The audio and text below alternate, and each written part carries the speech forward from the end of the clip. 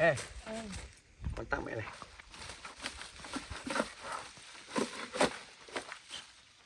Rồi, cảm ơn. Thơm quá. Thơm quá con ạ. Vâng, hôm mẹ con thu gọn về đi. Đi. Con đưa cái đấy mẹ ôm cái này.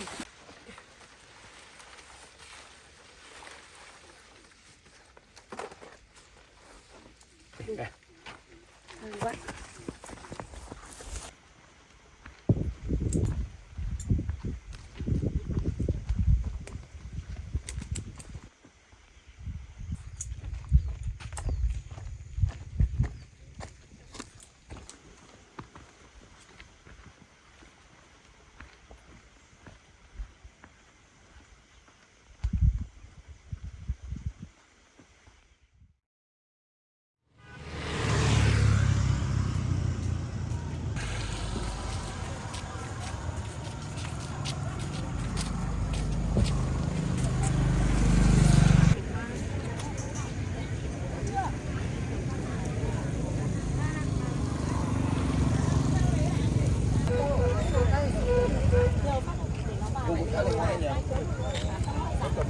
Tôm cá chảy xong ấy.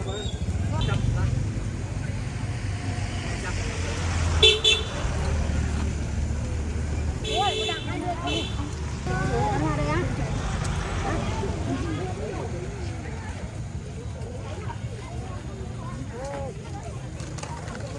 Đẹp lắm bác ơi. To này. Qua bao nhiêu đấy chị ơi? 5.000 bông. Sao thêm mấy bông có lọc nhá.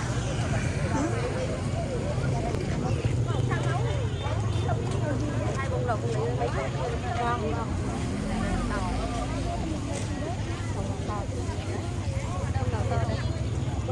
25. Bốc cái này rồi làm rồi. Ôi, đất ra ngoài hết rồi. Thả đấy. Hôm nay chị cũng đi sớm ấy. Thế anh còn là hôm nay mình đúng đi lấy đâu ra? Bây giờ tự nhiên mình có. Lấy không? Lấy chết ra. Rồi, có 2 đôi nằm trong nước mắt thôi. Có chứ.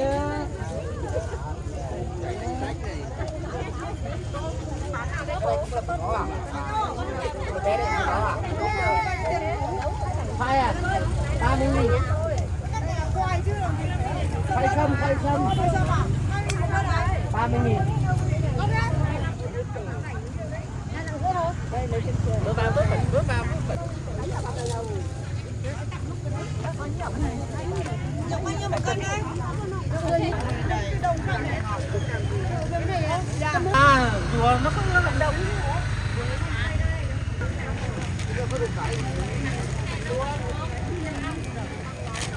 Cái đấy giống là bà mua ra bán đấy.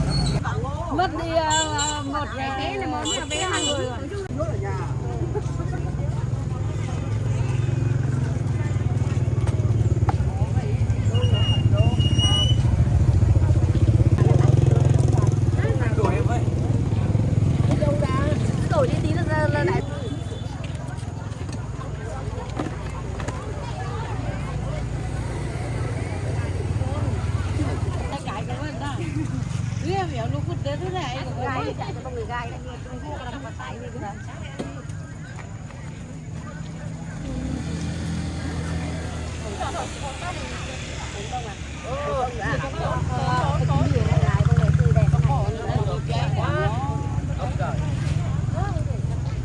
con ápไปcho tán cái để ở đây này vẫn này này cái mèoมันมันtiêu con cá nó cá về đấy sáu bao nhiêu chị bây giờ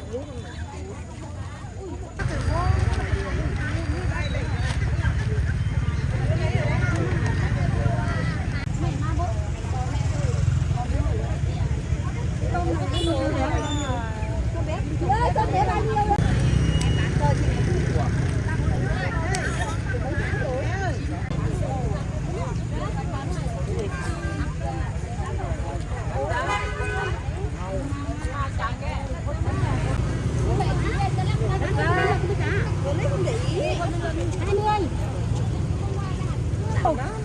chảo của lô Ra mắt gan lợi tiểu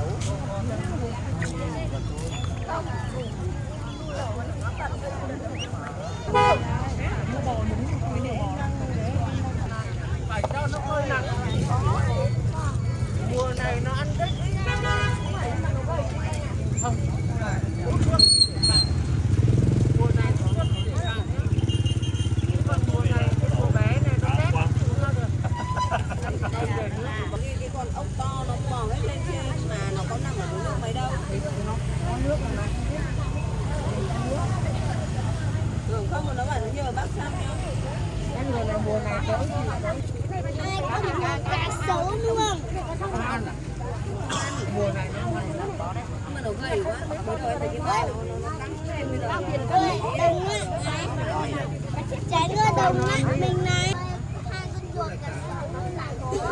nhìn nó to đấy về nó chén mất chút của anh nuôi to rồi nó hơi chậm đấy cùng ngoại với nhau đấy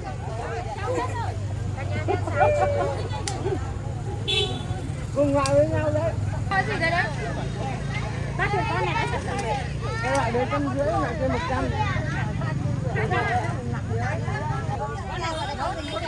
con kia là con rùa công còn con này là con rùa đá rùa công bụng vàng con rùa vàng với 150 còn con rùa đá 100 tất cả con này là con gì đấy con đấy là rùa cá sấu đa điểu không có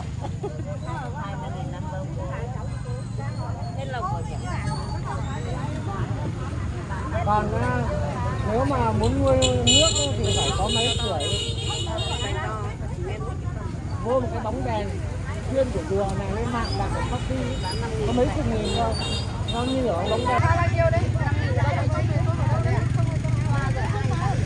còn tớ nuôi cũng vẫn phải có đèn mà chứ còn chín bao ngoài chị cô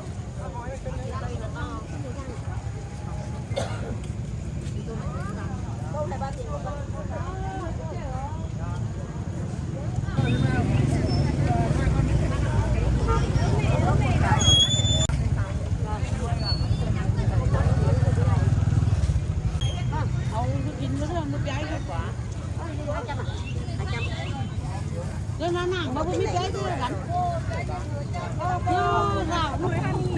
đây chị ơi buộc cho em này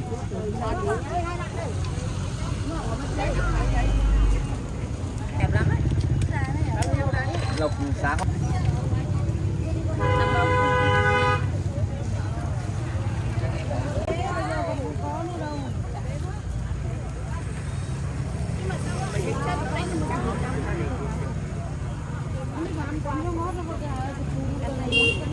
bác thật cao luôn nha không để nước nó bị ngấm rồi ngâm nước nhiều mà nó bị ngấm nó không đủ ánh sáng ấy. Nó bị ngấm không có nước nữa không có nước nữa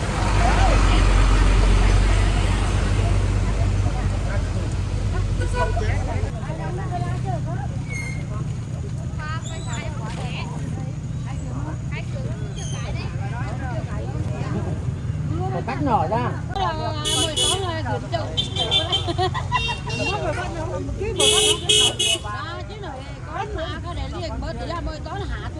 Cái chậu sao nó lại ấy tầm Một phát nó chậm, một phát nó cái thẳng sát đây là. lấy càng nữa à?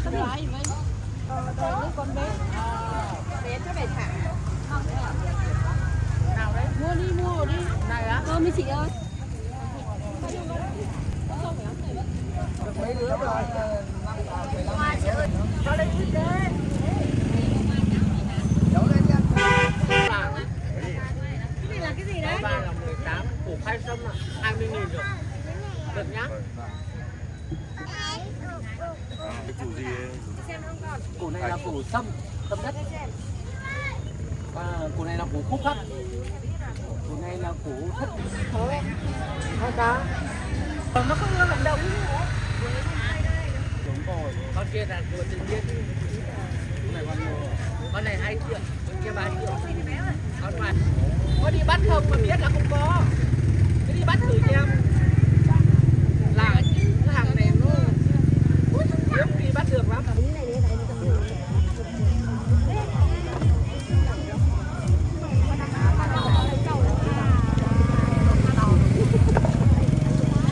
Bóc ra nó to thế này thử qua để con chặt bóc ra nó to.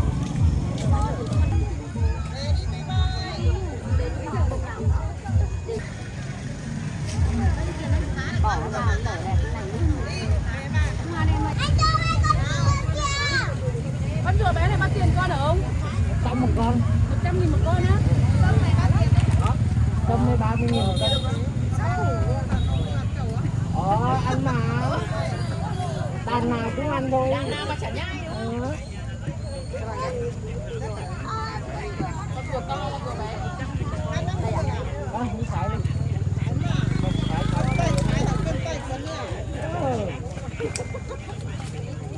Bán phải vườn là 25 nghìn.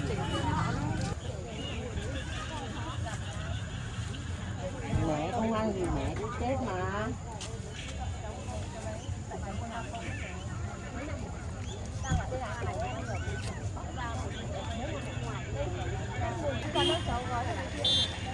Ăn đấy. Rùa này gọi là rùa gì? Rùa đá. Mang nó như cái lông tông đấy. Lông tông bụng vàng đấy. Giống như là giống đá.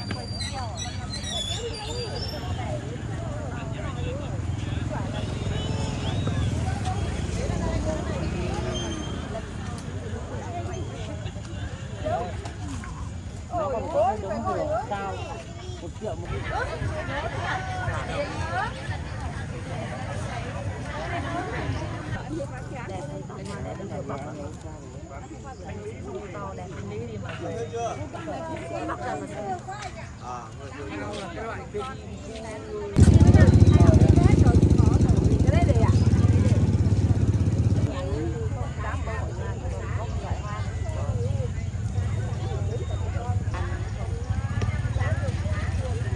Lấy làm gì đấy? Rượu rồi. Ngén rượu thôi. Ôi mà có cả ngén rượu nữa à? Có cả ngén rượu thôi. Để nào hôm qua mình ngén thế. Đấy. Anh còn ngén cả trâu nữa đấy. Con này con ba. Con đấy á? Con đấy là con rùa. Rùa. Ba nó. Tắc kè, con này tắc kè. Con đấy là con tẻ cắt. Để cắt à? Tẻ cắt thôi. Con này về tháo ao.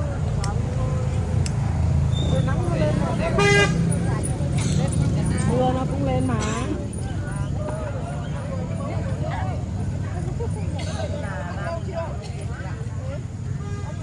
Bây giờ rồi mà chợ thấy tan rồi, tan tành có lửa rồi.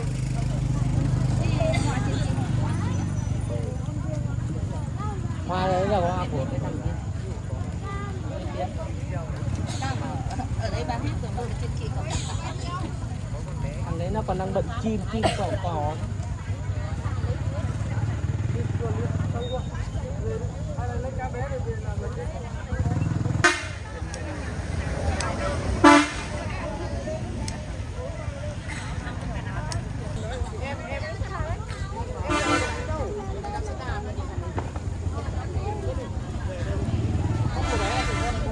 Một con thôi.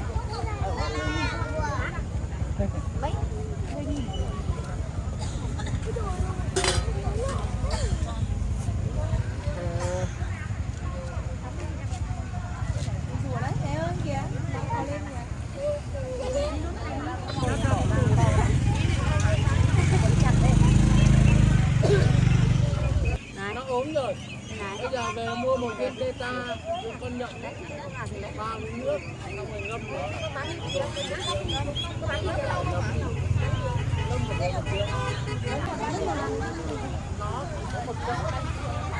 Còn sẽ con chấm đây là con chấm tôm nước. Thế á? Đã đầu tiên à? Trời ơi, sáng nay có mụ kia rất là quái thai đấy, cái lúc mà nói nhau đấy. Trời ơi, sao mà dép của em Không lấy. anh xin lỗi Đổ sang rồi không lấy. rồi. Phải ra cái gì đâu mà. Cho cô thế rồi. Quay gì? Em không quay đâu.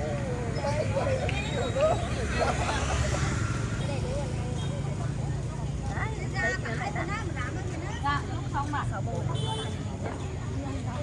Dạ.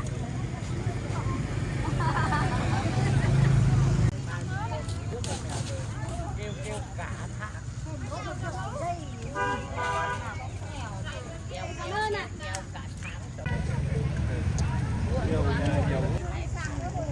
Bà phải chặt hết đồi cọ rồi. Mất ngày phải bán cọ nữa này. Còn cọ. Sướng mà, ổn đi. Sướng anh thì sướng thì em không thấy ổn.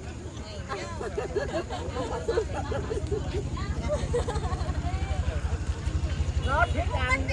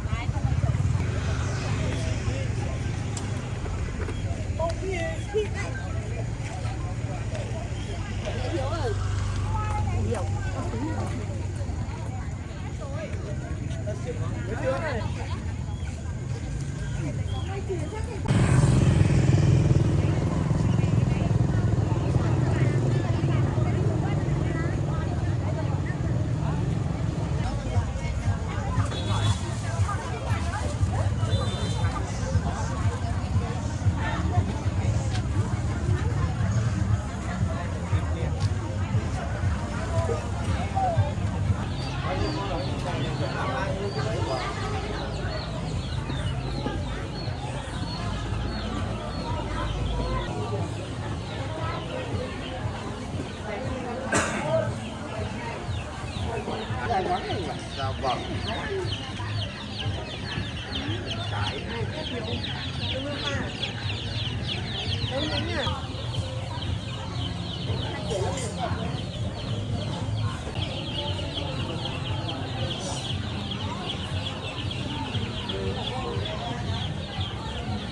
Chuyên luôn nha.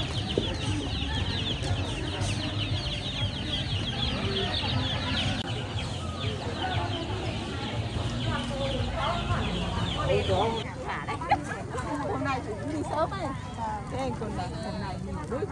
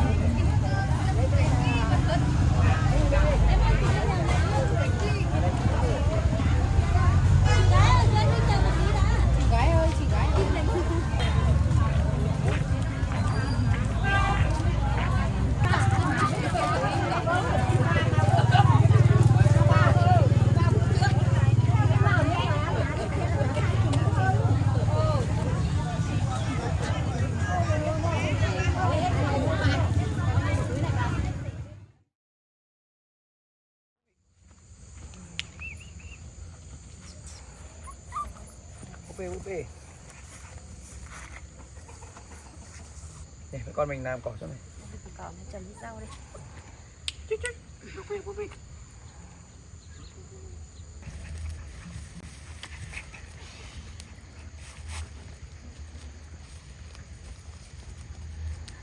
Trời ơi, yếu nó bây giờ kia để làm nữa nhá.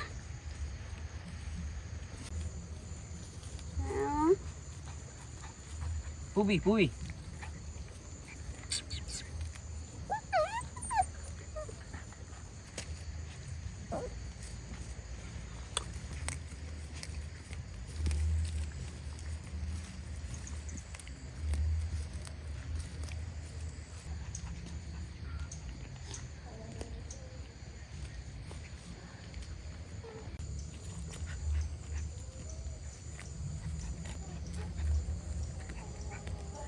Pupi. Pupi.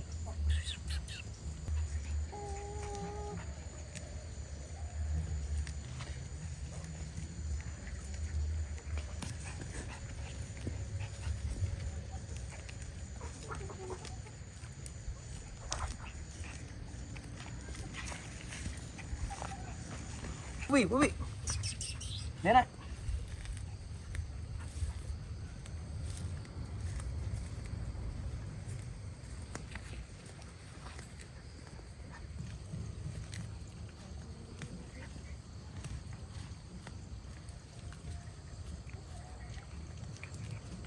Yêu nó.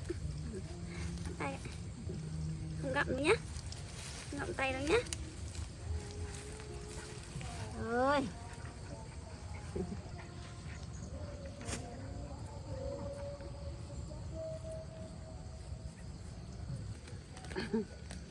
Đây, đưa bắt tay cái. Đúng rồi, bắt tay. Bắt cái nữa. Đúng rồi. Ngoan quá.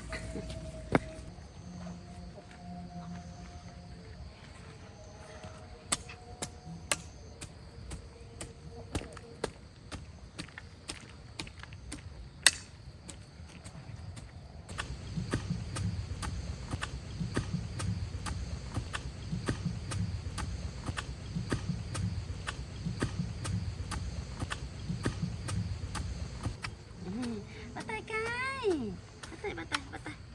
Bắt tay đầu tay.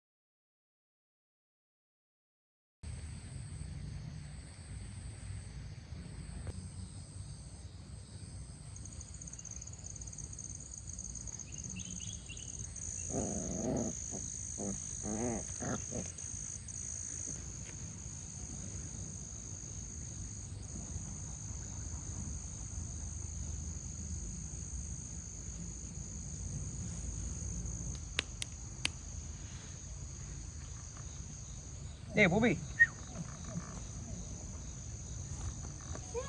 Pupi. Đây.